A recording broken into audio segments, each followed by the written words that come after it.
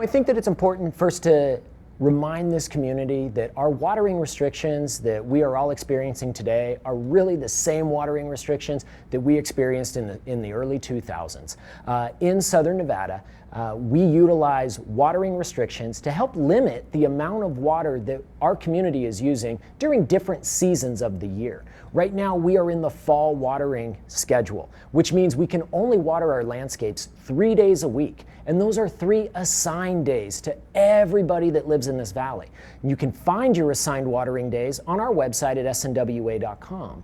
But it's really important that as a community that we abide and comply with these watering restrictions. It is the easiest thing that as residents we can do to contribute to water conservation. All we need to do is go out to that garage or to that yard, find your sprinkler clock, and make that adjustment so that you are watering only on your days. Doing that, you're not only going to save water, you're going to see a reduction in your water bill because that's less water that'll be passing through your meter with each of those seasons. Well, Southern Nevada is entitled to 300,000 acre-feet of Colorado River water, which we access through Lake Mead. It is the smallest share of the Colorado River that any of the 7 states receives.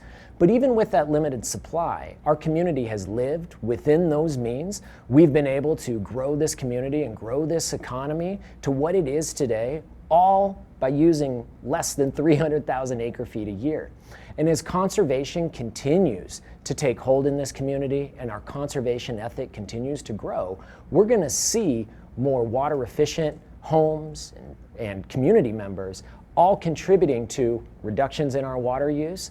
And really, that's what conservation is all about. It's really about managing that water supply, using it as efficiently as we can so that there's plenty for the future.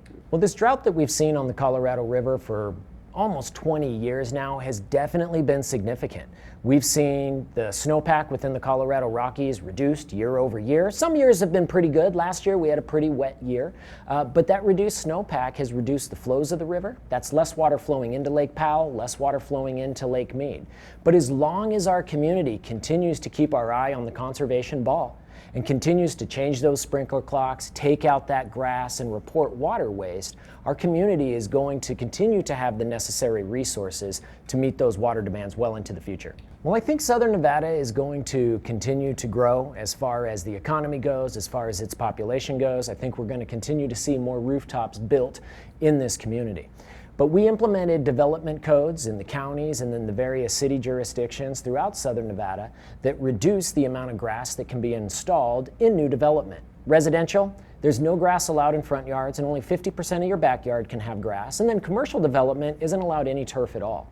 So the developments that are being built today are more water efficient than the developments that were built back in the 70s and the 80s and even the 90s in this community. So our community has evolved and our development community has evolved into being more water efficient and more water smart within their development. And overall, that allows us to continue to grow this economy and live within our limited water supply. What we've seen with the Colorado River and with Lake Mead is that Lake Mead has ultimately dropped about 130 feet since the year 2000. So that's a significant decline within that lake level, and that's represented within that bathtub ring that we see. In order for Lake Mead to fully recover, get back to where it was as far as its lake elevation goes prior to the turn of the century, it would require multiple years of above average snowpack and above average runoff in order to make up for that differentiation.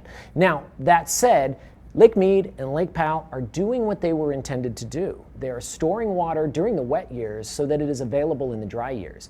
We've had a lot of consistent dry years over the past 20 years or so, so it would take a number of very, very wet years to make up that deficit. Last winter was a nice one. That's a good trend in the right direction. But climate change continues to push out that uncertainty for water managers throughout not just the West, but throughout the entire United States. That's one of the reasons why the Southern Nevada Water Authority's 50-year water resource plan is so important.